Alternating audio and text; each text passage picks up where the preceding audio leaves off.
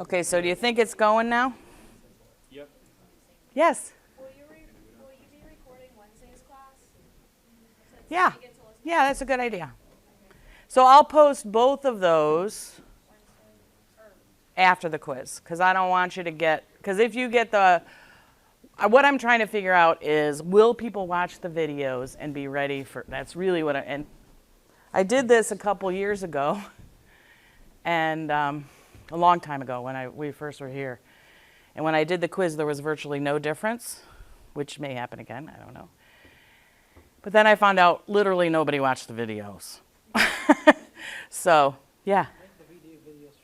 I know, I usually do when I actually make them for teaching, but we're trying to recreate exactly what I said. I'm afraid that if I use my other videos, I might say different stuff that maybe gives somebody an advantage or disadvantage. You know what I'm saying? So you're right. I now do Khan Academy style, no longer than 10 minutes for each video. But okay.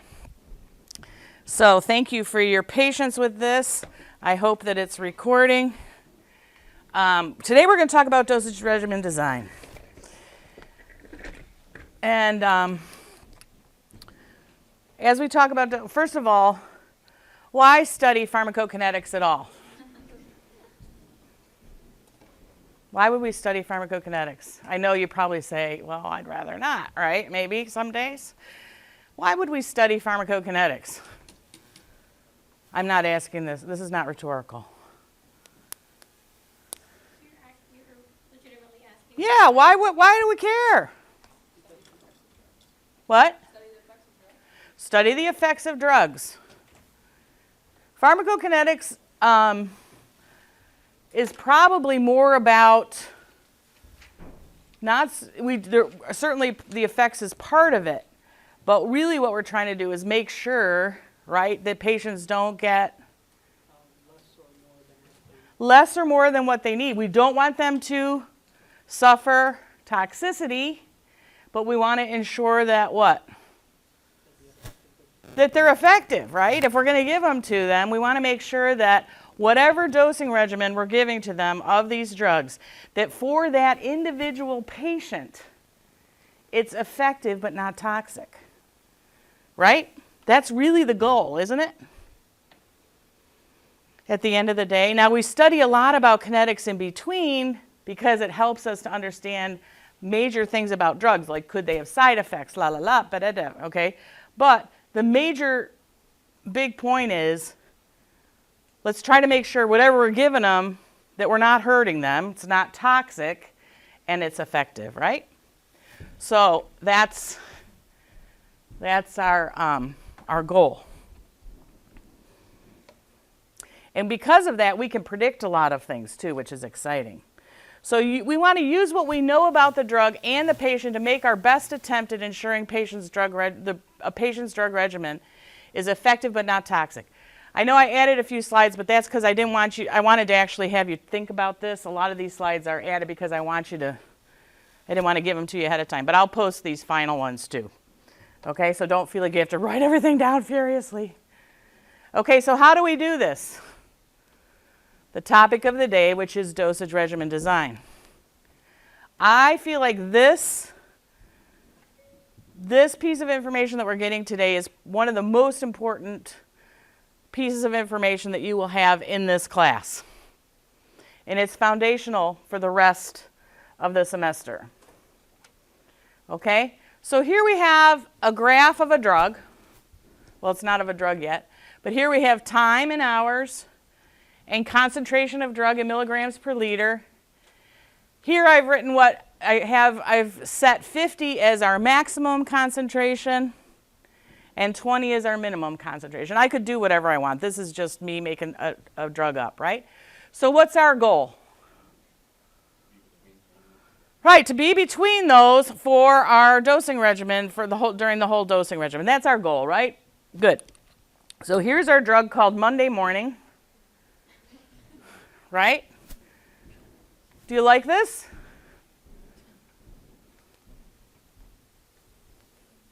It's in the therapeutic range, right? Our maximum. So what I look at right away is the curve generally where I want it to be? What's the answer? Yeah, Is the Cmax acceptable? Yeah. Is the Cmin acceptable? Yes. So by looking at this graph, this looks lovely. Of course, I made it up, so I, on purpose made it that way, right?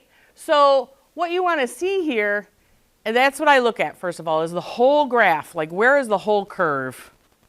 And then specifically at the max and min, okay? So this is Monday morning at steady state. Now, never, ever, ever, I'll always say this, or I'll try to remember to say it every time, but I want you to be thinking of it even if I don't say it. And that is, never look at this without looking at the patient, right? Because this Cmax and Cmin that has been set as your therapeutic range is a statistical number. So what I mean by that is, it means that most patients will fall in that, but maybe Jimmy's Cmax is 40, right? So you don't want to look at it without looking at the patient, making sure the patient is showing signs of the drug being effective and not showing signs of toxicity, right? So never look at these numbers without looking at the patient. The problem is in this classroom, it's sometimes hard to look at the patient. I will sometimes give you data about the patient that will help you determine that, though, right? Or I may ask you, what do you want to know? So if this is an antibiotic, what might you want to know to see if it's effective?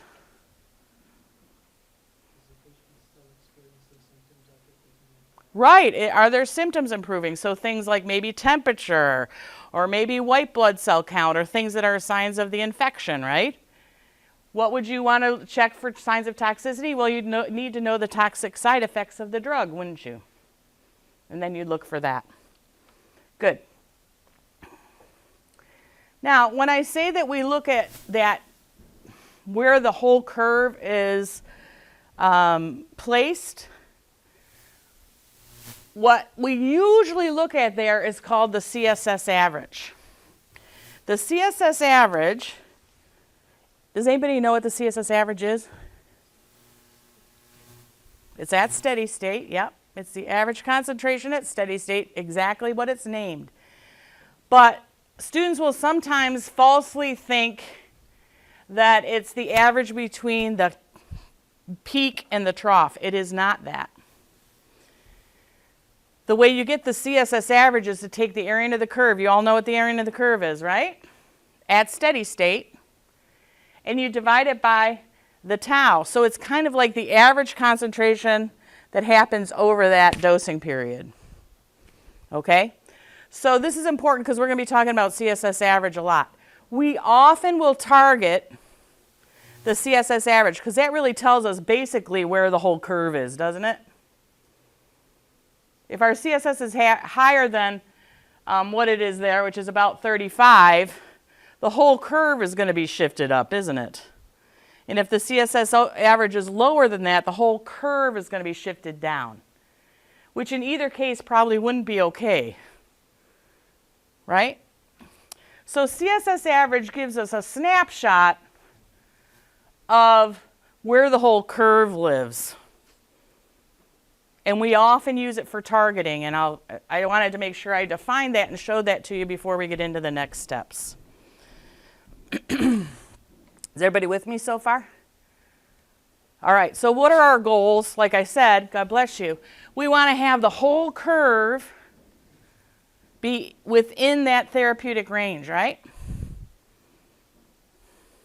So that's where we usually target a certain CSS average.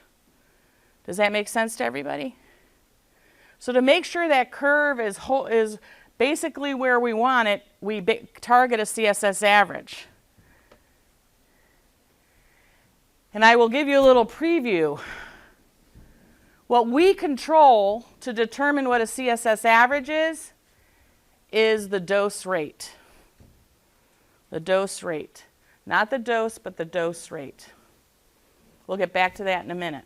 So I talk a lot about what we control, because can we control the patient's clearance? Can we control the patient's kidney function, the patient's liver function? No, not yet, at least. What we control is how much drug we give, right? So we control is dose rate, and I'll define dose rate in a minute. We also want to make sure that the peaks and the troughs are not extreme, that they're within that therapeutic range. So we call this the peak to trough ratio. So it's the peak concentration divided by the trough. If your peak to trough ratio gets larger, that means there's more difference, right? And therefore, it might be outside the therapeutic range. A smaller peak to trough ratio means there's less difference, and therefore more likely to be in the therapeutic range. Okay? So we want to make sure that the peaks and troughs are not extreme, which is your peak to trough ratio. Again, do we control the slope of the elimination curve? Do we determine K? Do we determine half-life? No, we don't. But what we can control is dose interval. So the rest of the discussion is going to be about dose rate and dose interval. Dose interval, you know that what that means, I'm sure, already. How often we give the drug. Is the drug given every 6 hours, every 12 hours, once a day, every 5 minutes, right? How often is the drug given? So we control dose rate and dose interval. The only thing we control is dosage regimen. Dosage regimen is made up of dose rate and dose interval. Good. So, what do we need to know to put together our dose regimen?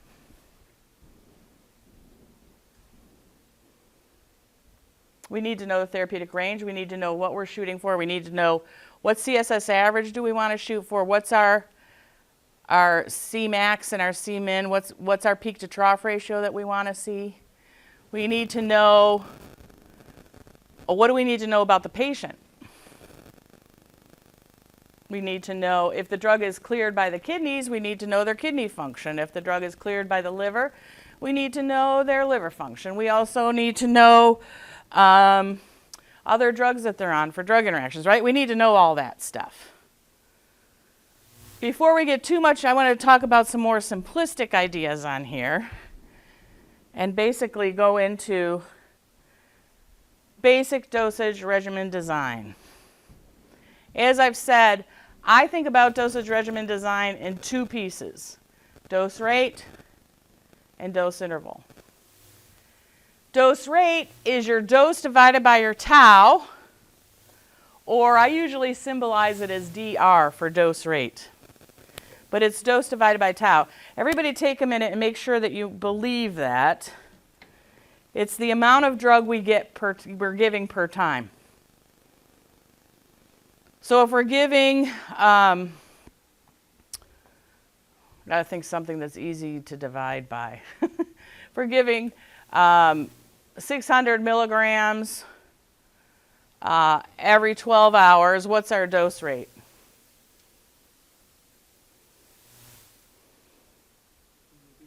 If we're giving 600 milligrams every 12 hours, so if we're giving 600 milligrams of a drug every 12 hours, what's our dose rate? 50 milligrams an hour, right?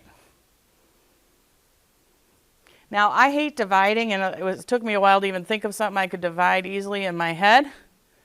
So I usually think of dose rate as the amount of drug you're getting per day, because multiplying is easier for me. So if we're giving 600 milligrams every 12 hours, how much are we giving every day? 1,200 milligrams every day, right? If we're giving 500 milligrams Q6, I don't want to divide 500 by 6. So how much are we giving per day? If we're giving 500 Q6. 2,000, right? So we're giving more drug if we're giving 500 Q6 than we are if we're giving 600 Q12. And then if you do it per day, you can easily compare, can't you?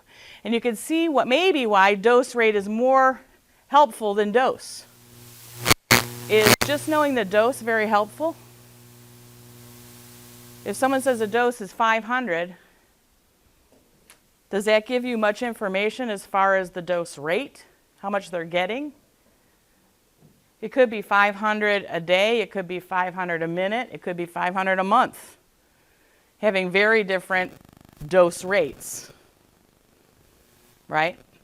So dose rate is the amount of drug they're getting per time, and I usually turn it into the daily dose. Dose interval, basically how, and again, I think of it as the daily dose. So the dose interval tells you how big or small of little pieces you're breaking that daily dose into, right? If you're giving that 2 grams a day, and your dose interval is every 12 hours, what's your dose? 2 grams a day, giving it every 12 hours. 1 gram twice a day, right? So your dose is 1 gram twice a day. Pretty big bites. Or you could give 2 grams once a day. If you're giving it every 6 hours, you're giving 500 every 6. You get the idea, right?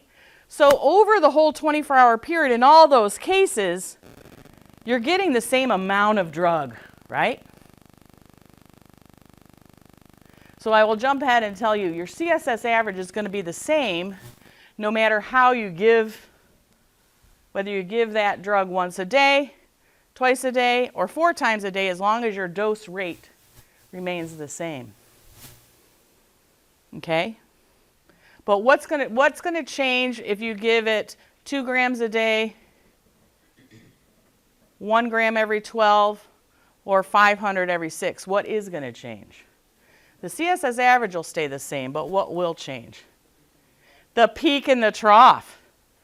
Absolutely. If you give 2 grams once a day, you're going to have a relatively big peak and a relatively low trough, right? Because you're giving it as a big dose, and then it has a whole 24 hours to be eliminated until you give another dose, right? So your peak to trough ratio will get larger as that dose interval gets larger, right?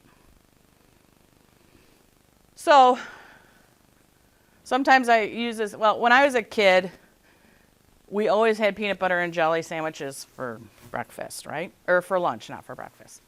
I actually like pickles in mine, which I know is weird, but it turns out I love pickles no matter what. But she would cut them into birdie bites, she called them.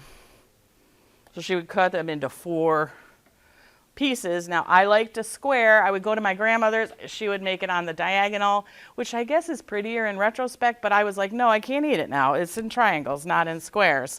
But did your mom ever do that? I know Dad cut your sandwich into little bites, little birdie bites. So I kind of think of this when I think of dose interval. So when you eat the whole, if you eat the whole sandwich all at once, what's going to happen to your sugar level? Whoop! And then it's going to come down, right? Until you get your next peanut butter sandwich and you eat the whole thing again, right? What if I instead, though, ate one of my little squares? So is my sugar going to go as high? Nope. And then I let it fall off. But now I'm hungry sooner, so I need another little square. And then another little square. So I eat 4 squares. I'm going to have less variance in my sugar level, right? So you're probably starting to see how we'll use this in dosing regimen design. The smaller the birdie bites, or the shorter the dosing interval. So if we went from Q6 to Q3 or to Q every hour, we're going to have less and less variance, aren't we? The peak to trough ratio will get smaller and smaller. And I like to think of it as becoming closer and closer to a constant infusion, right? Honestly, if we really wanted to make sure that patients suffer no problems with peak and trough ratio problems, no toxicity or lack of efficacy, how would we want to give every drug? Constant infusion, right? If we give it constant infusion, we can just target it to the concentration we want to have it at, and we're done, right? That's what we'd like to do. However, I've found that patients really don't really take a kind liking to having IVs sticking in their arms all day long with several drugs running in, right? So that's really not an option. At least I always say not yet, because who knows, you know? With technology, I don't want to say what's going to happen. I have great hopes. But for now, people prefer to take their drugs as least often as possible, right? So we have to balance with our dose interval. What are we balancing? We're balancing, we'd like to give it every minute or have a constant infusion. That way we'd have the least amount of variability. But we have to couple that with what makes sense for patients, right? We know that if you have to take a drug more than once a day, it's pretty much not going to happen, regularly at least. It's going to be very hard for that to happen for the patient. So we have to balance that, don't we? Also, if the patient's in the hospital, how many of you guys work in a hospital? Anybody? If they're in the hospital, you know that every time a nurse goes in or the pharmacist has to make another dose of a drug, what's that going to do? It's going to take time, which is money, right? It's going to be much more expensive as you add more doses. That may be appropriate in some cases, but we have to weigh all this, don't we? So dose interval tells us how often we give it and how big the birdie bites are, right? How small the pieces parts are. Okay, we've sort of gone over this. So if we give 1 gram a day every 6 hours, the regimen's going to be 250 every 6. If we give it every 12 hours, 1 gram is our dose rate, then it's going to be 500 every 12. If we give 2 grams a day every 6 hours, it's going to be 500 every 6. And what I wanted you to see there, if you say the dose is 500, this gives you not enough information, right? So I usually like to think of it as figuring out what your dose rate is, because you're going to target your CSS average, and then figure out how big a birdie bites you have to break that daily dose into. Is everybody okay with all this? Okay, so we're going to specifically talk about dose rate. What does dose rate determine? I think I already gave this away. Dose rate determines your CSS average here. I don't know why, I just pretend that isn't there, that CSS min.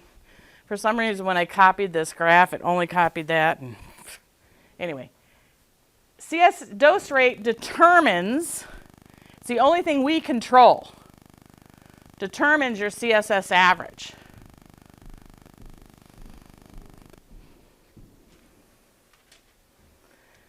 What else determines CSS average? Well, you see dose rate there. I like to think of CSS average so that, because I am going to expect you to know this equation, because you're going to use it so much that you will know it. I think of it as drug in over drug out. Drug in, we control with dose rate, right? But if that drug does not have 100% bioavailability, you also have to consider, you all know what bioavailability is, right? You also have to consider what fraction of the drug is actually going to make it to the systemic circulation, right? So it's your bioavailable dose rate. That's drug in. Does everybody get that conceptually? Because I really prefer if you don't have to memorize a whole bunch of stuff, but actually understand it. So drug in, bioavailable dose rate, over drug out, which is clearance. Which is clearance. Clearance is key. Key. So, what will make changes in CSS average? Well, if there's a bioavailability change, if the bioavailability goes up, what's going to happen to your CSS average? If everything else stays the same, the whole curve is going to go up, isn't it? Your CSS average and the whole thing is going to go up. And vice versa if it goes down, right? What happens if your clearance changes? What if the drug is cleared by the kidneys and suddenly your clearance goes down? What's going to happen to your whole curve? I'm sure you didn't even need to come to lecture today to talk about that. So if your clearance goes down, what's going to happen to the CSS average? Everybody? It's going to go up, right? Because you're not eliminating the drug. And vice versa, if you have a patient with kidney failure and suddenly that improves, what's going to happen to your whole curve? Going to go down. Both of those could be good or bad, right? We don't control that situation. What do we control in that? Our dose rate, how much drug we give per time. Not dose, but dose rate.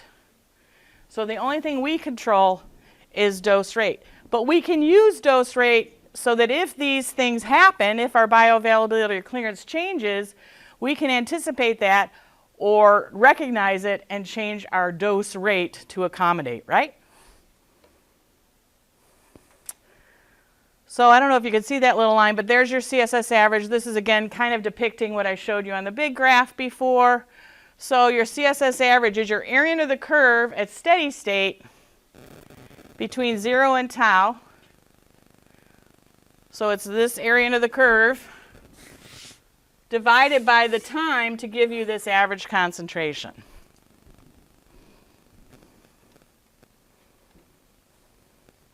So this just shows you these are computer generated graphs that I made that shows you, God bless you, the effect of changing your dose rate. So if we look at 200 milligrams given every 6 hours, which is this more bluish purple, right? What we see here is our CSS average is 2.1. Our Cmax is 2.8. Our Cmin is 1.5. And the peak to trough ratio is 1.9. Okay? If we go from 250 to Q6 to 500 Q6, what have we done to our dose rate? We've doubled it, right? We've doubled our dose rate. What have we done to our dose interval? It stays the same, right? So all we've done, the only thing we've done is doubled the dose rate. We're going to assume no other changes happen in the patient. Okay? So what do we expect to happen? What do we know dose rate has an effect on? CSS average. So what do we expect to happen to CSS average? Well, it'll double, and sure enough, it goes from 2.1 to 4.2. Our Cmax is 5.6 and our Cmin is 3, but our peak to trough ratio is the same. Would you have expected that? Maybe you haven't thought about it, but all we're doing is double the dose rate. So what would that have to do with the slope of your elimination curve? What determines K?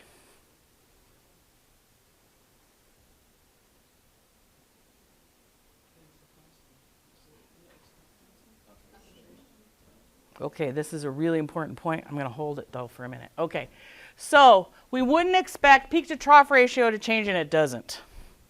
So when we double a dose rate and keep the interval the same, we basically are hoisting the whole curve up, aren't we? If we have the dose rate, the opposite would occur. You good?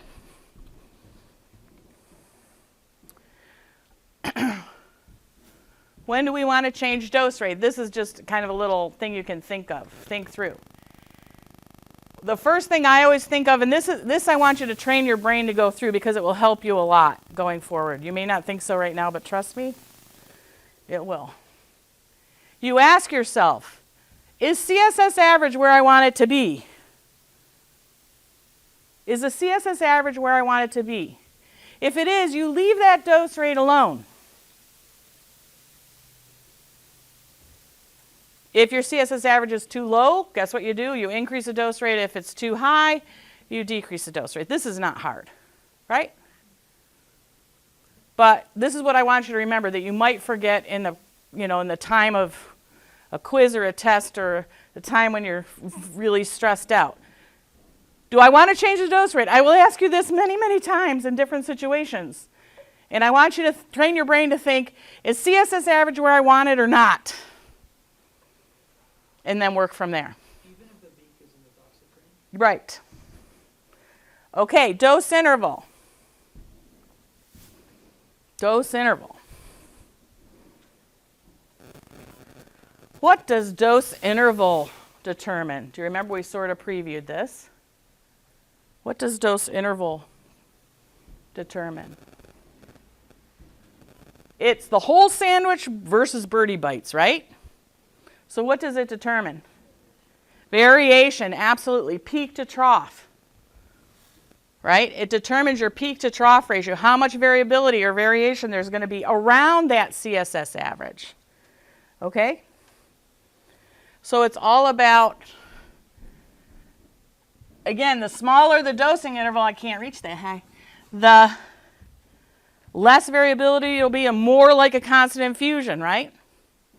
A constant infusion is very small birdie bites.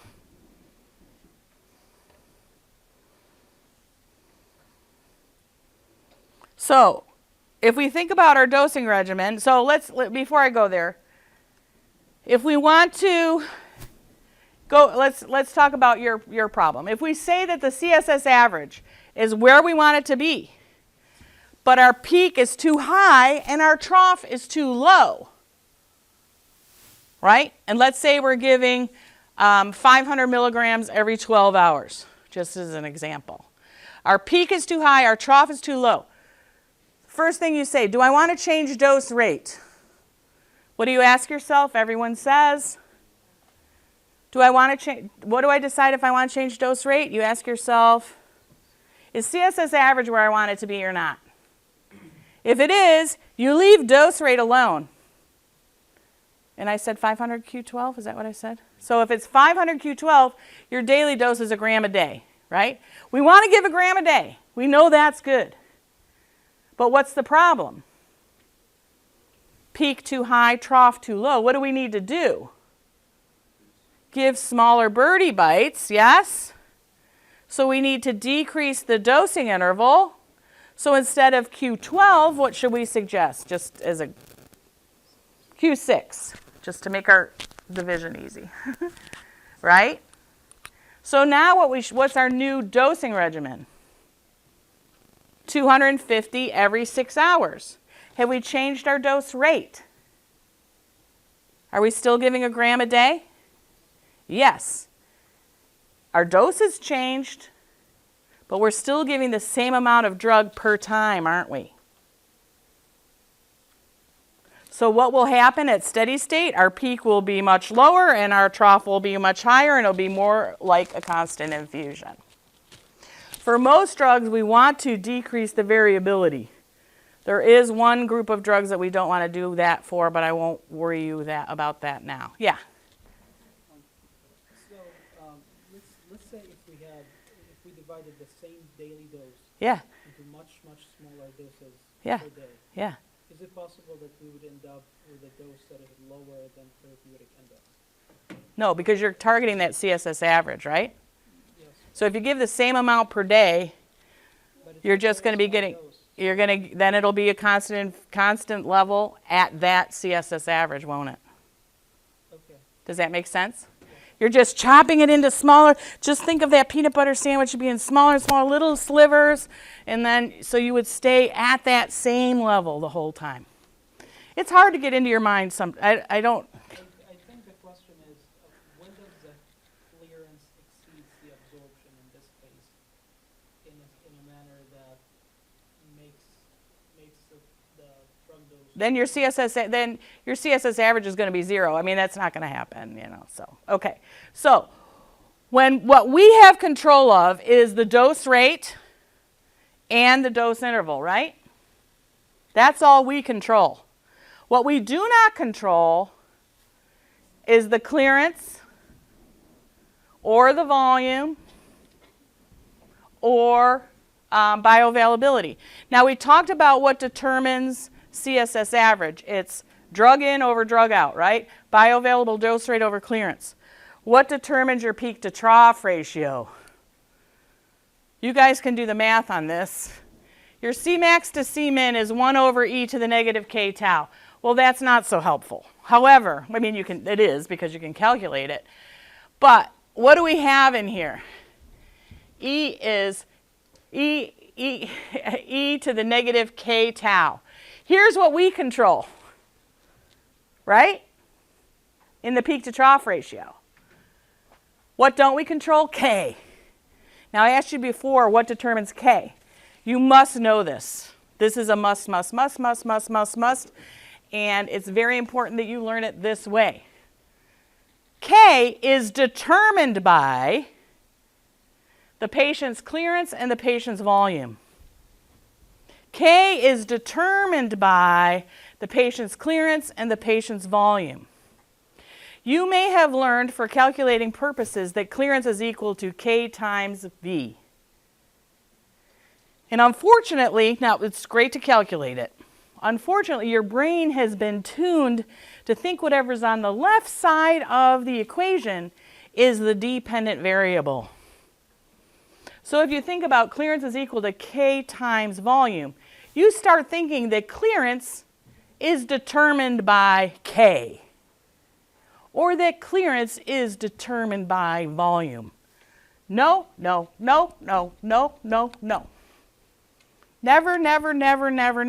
As soon as you attach your brain, you're thinking, how would the clearance of my kidneys be determined by the slope of some line? Right? How would the clearance of my body's organs be determined by the volume of distribution? Makes no sense, right? And that's because it isn't true. Clearance is an independent variable in this situation. You all understand the difference between dependent and independent. Clearance determines K. K does not determine clearance. Right?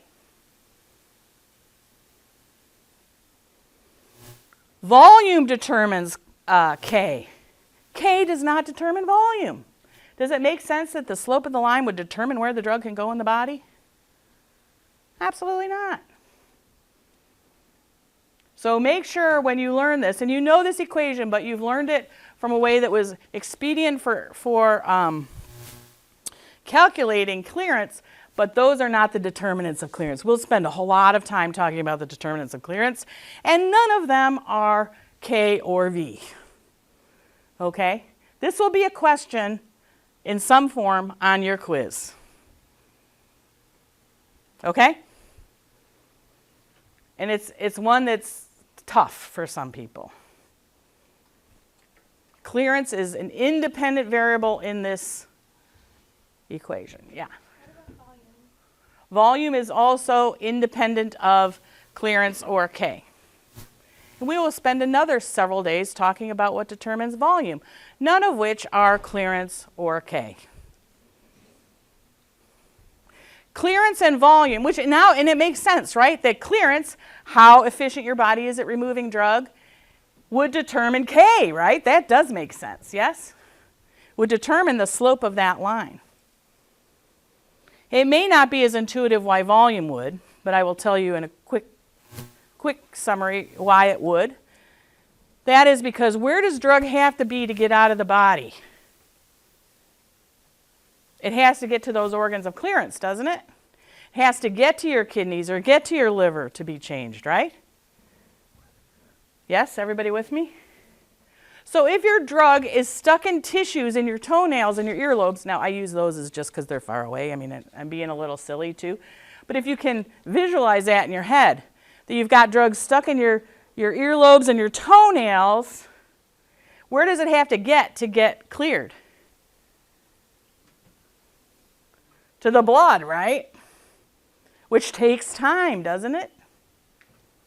And what is the elimination? It's an elimination rate, right? So it takes time. So the half-life and the K, which are just inverses of each other, right, are dependent on how efficient your body is at getting rid of drug, which is clearance, and where the drug is. How long is it going to take for that drug to get to that clearance organ, which is volume. Okay? So the only thing we control here is tau. We don't control clearance. We don't control volume. Therefore, we do not control K yet. So what if a disease or drug causes changes in bioavailability, volume, or clearance? These are things we do not control, and yes, it does happen, doesn't it? So a change in bioavailability will change drug in and therefore change CSS average, won't it? If your bioavailability goes up, your CSS average will go down.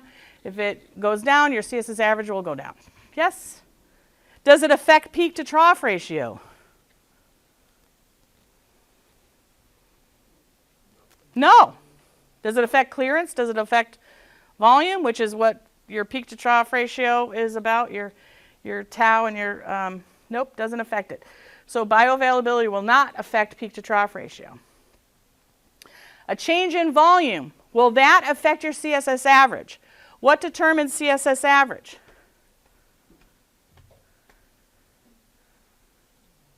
Bioavailable drug dose rate over clearance. Is volume one of those?